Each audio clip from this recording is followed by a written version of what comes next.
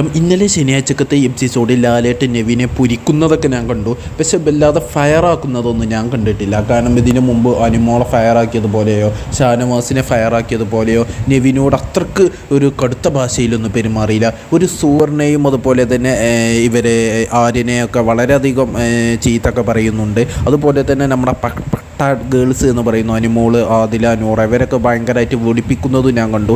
ഷാനവാസ് നെഞ്ചുവേദനായി വീഴുന്ന ഒരു സമയത്ത് 8 മിനിറ്റിന് ശേഷമാണ് അദ്ദേഹത്തെ കൺസെഷൻ റൂമിലോട്ട് കൊണ്ടുപോയത്. ഇതൊക്കെ ലാലേട്ടൻ ചോദ്യം ചെയ്തിട്ടുണ്ട്.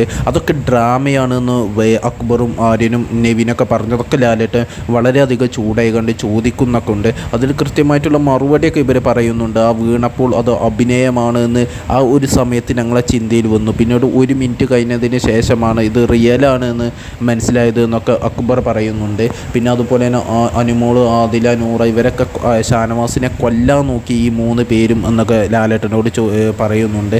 ഇതിനൊക്കെ ലാലേട്ടൻ തിരിച്ചും അവരോട് പറയുന്നുണ്ട്.